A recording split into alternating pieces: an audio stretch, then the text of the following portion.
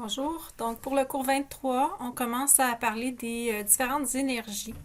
Alors, juste avant de commencer, je vous rappelle aussi qu'on a déjà parlé un petit peu d'énergie quand on a introduit le travail. Le travail, c'est comme la variation d'énergie qu'on calcule pour une force pendant un déplacement.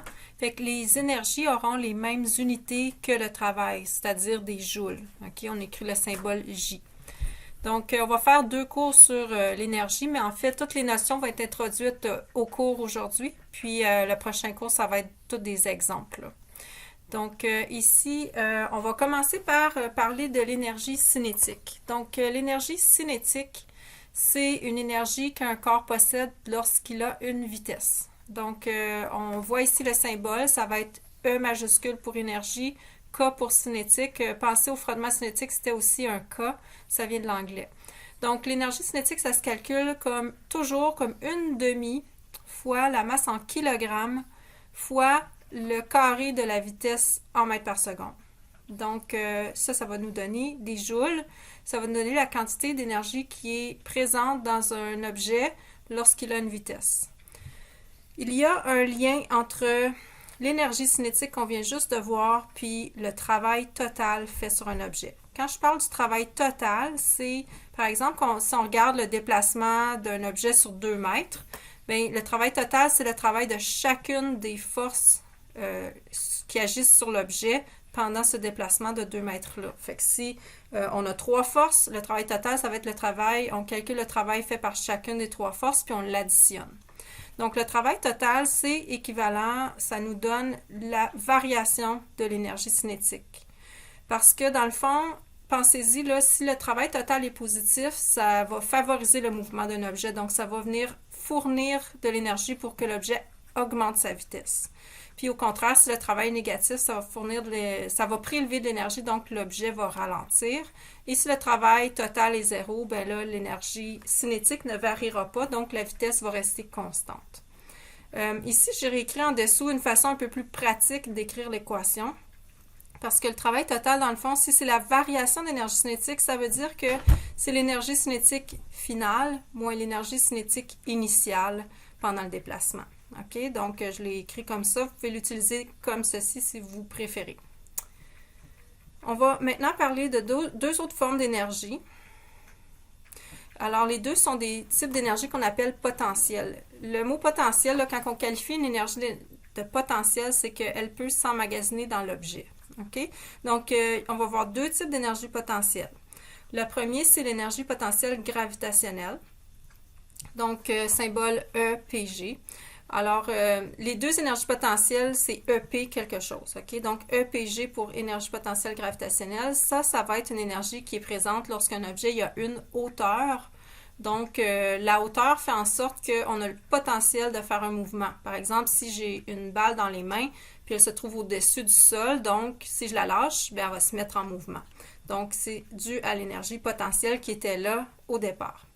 Alors ça se calcule comme la masse en kilogrammes fois G, la valeur absolue 9,8, puis fois la hauteur Y. Donc, par rapport à ce qu'on va définir comme étant le zéro. Fait qu'encore une fois, ça donne des joules si on calcule cette énergie-là. Puis, le dernier type d'énergie potentielle, c'est l'énergie potentielle élastique. Ça va être présent s'il y a un ressort ou un élastique dans un numéro, mais on parle plus souvent de ressort. Donc, c'est présent quand un ressort est comprimé ou étiré. Donc, l'énergie potentielle élastique, c'est EP, E accent aigu pour élastique. Puis, ça se calcule, l'équation ressemble un peu à celle de l'énergie cinétique parce qu'il y a un facteur 1/2.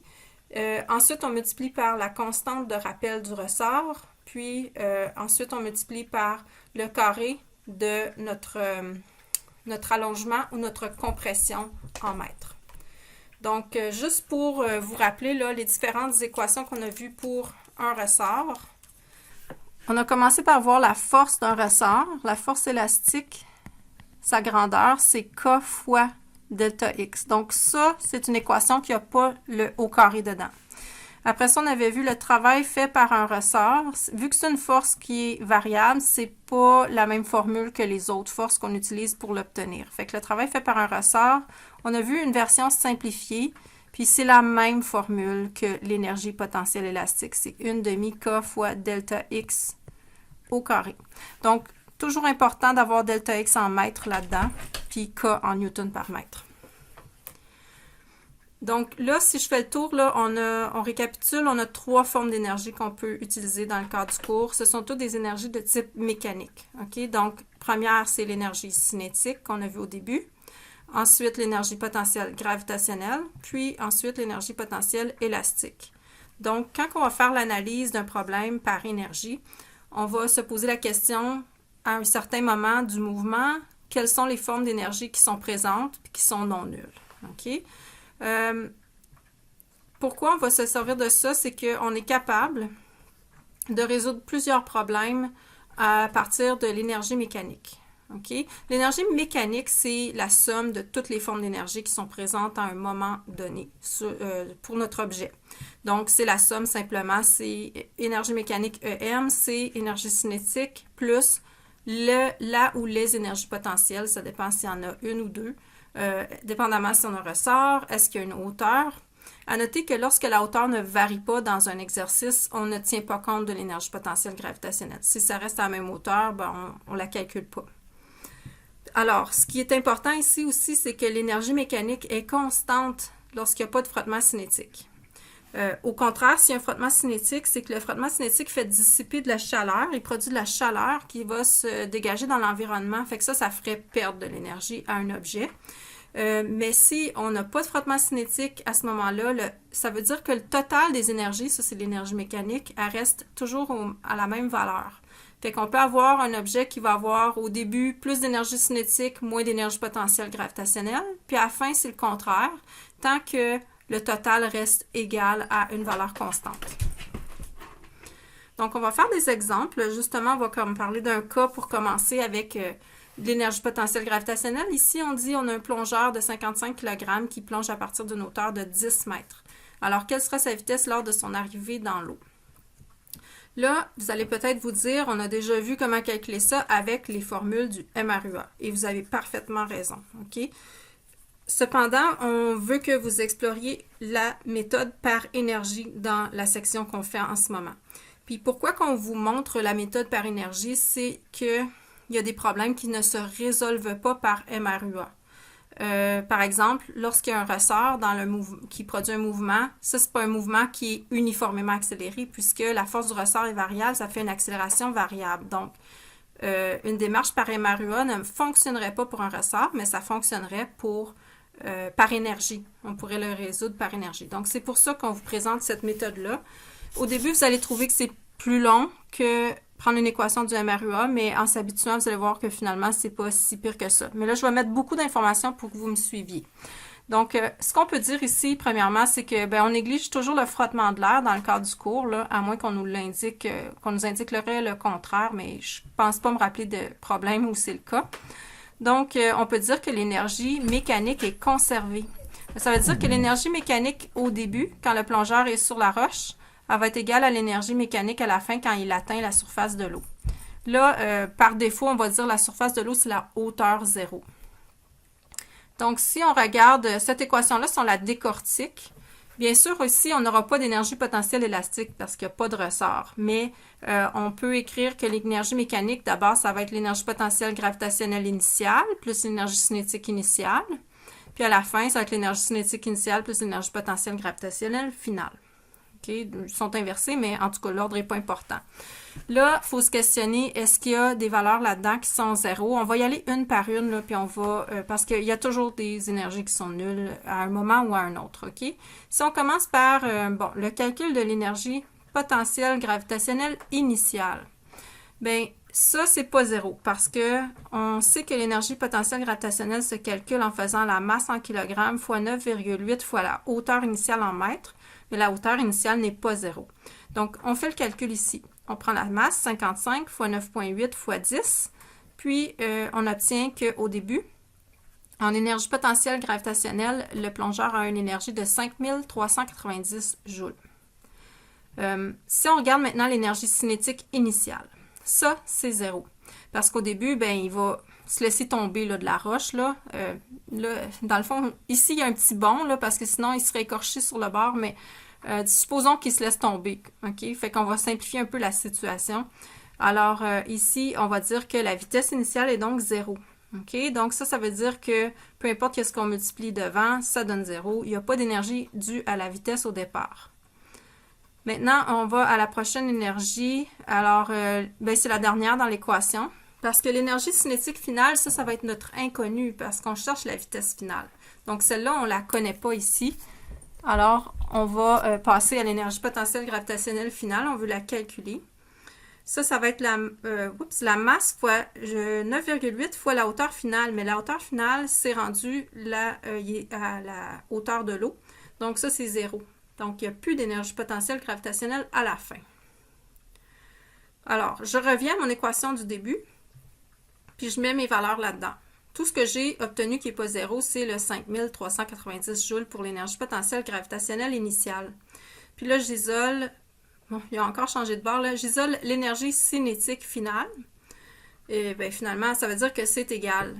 Si je résume la situation, dans le fond, on a une énergie potentielle gravitationnelle de 5390 joules qui va entièrement devenir de l'énergie cinétique lorsque le plongeur va atteindre la surface de l'eau. Donc, si ça, c'est notre énergie cinétique à la fin, ça veut dire que ça va être égal à 1/2 fois la masse, 55 fois la vitesse finale au carré. Alors, il ne reste plus qu'à isoler. On va prendre le 5390, on va le multiplier par 2, puis diviser par 55, et ensuite prendre la racine carrée. Ça va nous donner la vitesse à laquelle le plongeur atteint la surface de l'eau, c'est 14 mètres par seconde. Si vous êtes curieux, vous pourriez toujours vérifier ici avec une équation du MRUA. Là, ça s'applique parce qu'on est sous l'effet de l'accélération gravitationnelle qui est une accélération constante. Fait qu'on pourrait prendre une vitesse initiale de 0, un déplacement par en bas, donc delta Y de moins 10 mètres, puis l'accélération qui est de moins 9,8, puis calculer la vitesse finale et vous trouveriez normalement exactement la même valeur. Donc, c'est des méthodes qui sont un peu interchangeables.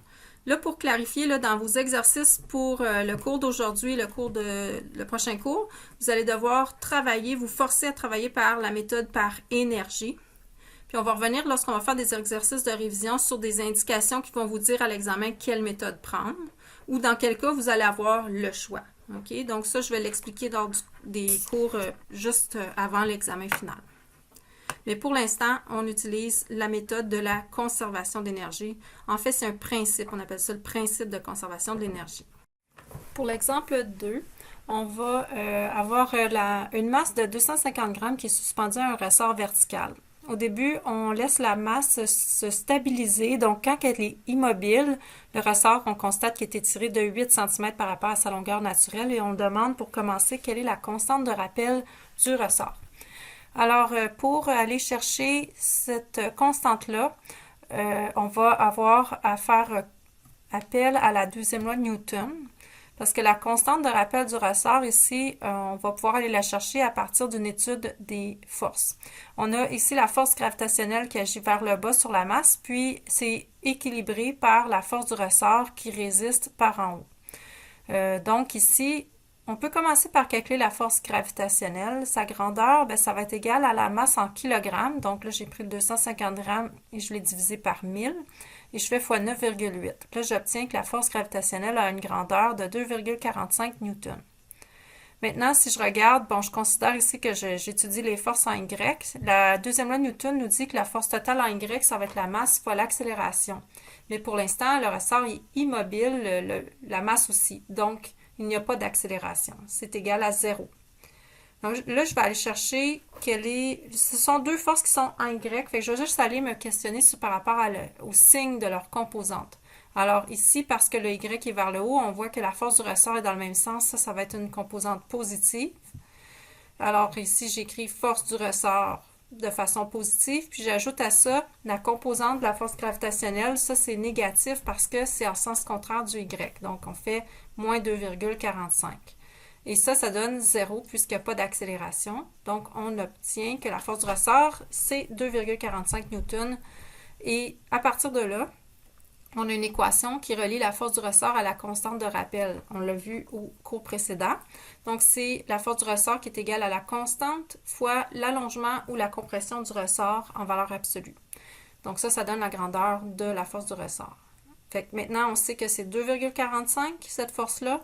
Puis, il faut aussi que l'étirement soit donné ici en mètres. Donc, j'ai pris mon 8 cm et je l'ai divisé par 100. OK? Puis là, j'obtiens que ma constante de rappel pour mon ressort, c'est 30,6 newtons par mètre. Ça, c'est vraiment une caractéristique de mon ressort. Donc, si je fais un autre calcul en B, ça va rester valide. Un ressort, il y a toujours la même constante de rappel. Donc, ici, c'est pas variable, cette valeur-là. On peut continuer maintenant à l'utiliser dans les prochains calculs. On étire ensuite le ressort de 12 cm par rapport à sa longueur naturelle. Fait que là, on a baissé la masse, puis on la relâche à partir du repos. Ça veut dire la vitesse initiale, là, quand c'était étiré de 12, ben là, c'était par rapport à sa longueur naturelle. Aussi, on oublie le 8 de tantôt. Donc ça veut dire que ça part du repos à cet étirement-là. Maintenant, on va considérer que lorsque le ressort est étiré de 12 cm, la hauteur de la masse est nulle. Quand on travaille avec des énergies potentielles gravitationnelles, c'est pas important que le Y égale 0 soit fixé au sol, OK, au vrai sol. Ça n'a pas d'importance. Ce qui est important dans nos calculs, c'est qu'on fixe un 0 quelque part, puis là, pendant tout notre calcul, les hauteurs Y sont prises par rapport au même 0 ou à la même origine. OK? Donc ici, on nous dit, bien, au point le plus bas, c'est le 0. Donc, on sait que si on a étiré le ressort, là, comme ça, puis on le relâche, ça va monter. Fait qu'on demande c'est quoi la vitesse de la masse de 250 grammes quand le ressort est étiré de 7 cm. Donc, la masse va monter, le ressort va passer d'un étirement de 12 à 7. Ça, c'est un exemple où est-ce qu'on ne pourrait pas prendre une équation du MRUA parce que le ressort n'a pas une accélération constante. Donc, on y va par énergie. Alors, ici, on peut dire, tout comme tantôt, que l'énergie mécanique est conservée. Donc, parce qu'il n'y a pas de frottement cinétique. Donc, l'énergie mécanique initiale, ou le total des énergies, va être égal à l'énergie mécanique finale. Maintenant, comme j'ai un ressort, j'ai 3 formes d'énergie possibles. Donc, je les ai énumérées ici toutes. Mais si vous voyez tout de suite qu'il y en a une qui est 0, vous ne seriez pas obligé de l'écrire. Okay? Donc, j'ai une énergie potentielle élastique initiale, donc celle qu'il y a dans le ressort. Ensuite, plus l'énergie potentielle gravitationnelle initiale, plus l'énergie cinétique initiale. Puis là, j'ai égal à la même somme, mais avec les valeurs finales. Alors, un par un, on va aller voir qu'est-ce qu'on connaît. Donc, ben ici, premièrement, on connaît qu'il y a 2 énergies qui sont 0. Pourquoi? Parce que la hauteur initiale, on nous a dit, quand c'est tiré de 12 cm, la hauteur est 0. Ça veut dire que si je fais mg fois y égale à 0, je n'ai pas d'énergie potentielle au début. À la fin, par contre, ce ne sera pas 0 parce que ça va avoir monté. L'énergie cinétique aussi, au début, est 0 parce qu'on nous dit qu'on a lâché la masse à partir du repos, donc une vitesse nulle. Maintenant, l'énergie potentielle élastique initiale, elle, n'est pas nulle parce que si je fais 1/2 fois la constante de rappel fois l'étirement initial au carré, j'ai un étirement qui n'est pas nul. Donc, je fais 1/2 fois K. K, je l'ai calculé en A. C'était 30,6 newtons par mètre. Ensuite, je multiplie par l'étirement initial de 12 cm, mais je dois le mettre en mètres, puis je fais le carré de ça. Donc, j'obtiens une énergie potentielle élastique initiale de 0,22 joules. Ensuite, si je considère la fin du mouvement, là, je cherche la vitesse. Donc, mon inconnu, ça va être l'énergie cinétique à la fin. Là. Elle va contenir la vitesse que je cherche. Mais les autres paramètres, je peux les calculer. L'énergie potentielle élastique finale, bien ça, c'est juste, c'est le calcul similaire à ce que je viens de faire, sauf avec un étirement final de 7 cm. Donc, le voici, le calcul, puis on obtient qu'à la fin, on a 0,075 joules d'énergie dans le ressort. Puis, on passe à l'énergie potentielle gravitationnelle finale. Là, on a un calcul de masse fois 9,8 fois la hauteur finale. Attention ici à ne pas confondre la hauteur avec l'étirement du ressort. J'ai l'impression qu'il y a plusieurs personnes qui auraient pensé mettre ici la hauteur de 7. Mais c'est pas tout à fait ça. Si je considère qu'au début, bon, disons la longueur naturelle du ressort, ce serait là. Oups. Puis là, au début, j'étais à un 12 cm comme ça d'étirement. Puis à la fin, je me trouve à 7 cm d'étirement. Bien là, ma hauteur 0 est en bas. Fait que c'est quoi la hauteur à la fin? Bien, ça va être 12 moins 7, 5 cm. OK? Donc, c'est pour ça ici que vous voyez le calcul avec le 5 cm. Donc, j'obtiens comme énergie potentielle gravitationnelle finale de 0,1225 joules. Maintenant, j'ai tout ce qu'il faut pour mettre dans mon équation. Je vais juste effacer mes petits dessins. OK. Donc, ici, je me rapporte à mon équation de départ. J'insère ce que j'ai calculé. J'ai 0,22 joules égale 0,075 plus 0,1225 plus l'énergie cinétique finale que je ne connais pas. Donc là, je peux isoler l'énergie cinétique finale. Ça va me donner 0,0225 joules. Là, j'arrive presque à la vitesse. Donc, ça, c'est égal à 1/2 fois la masse en kilogrammes fois la vitesse finale au carré. Donc, je vais prendre mon énergie, je la multiplie par 2, je la divise par 0,25, je prends la racine carrée et j'obtiens que la vitesse de la masse est de 0,424 mètres par seconde. OK, fait que c'est un exemple qui est vraiment comme, disons, parmi les plus compliqués, là, parce qu'on a les 3 types d'énergie à jongler là, en même temps. Mais dans le fond, c'est une façon de travailler qui est très méthodique. Donc, on y va par position initiale, position finale, puis là, on y va morceau par morceau, énergie par énergie, on calcule. Puis après ça, on met tout ça dans l'équation, puis on isole. Fait que c'est une méthode qui est quand même assez répétitive, là, c'est-à-dire elle va revenir souvent. OK, donc ça fait le tour pour les exemples. Voici les tâches là, qui sont à compléter après que vous ayez visionné la vidéo. Donc, il y a des lectures, puis les numéros que vous voyez ici. Donc, c'est suivi par les réponses.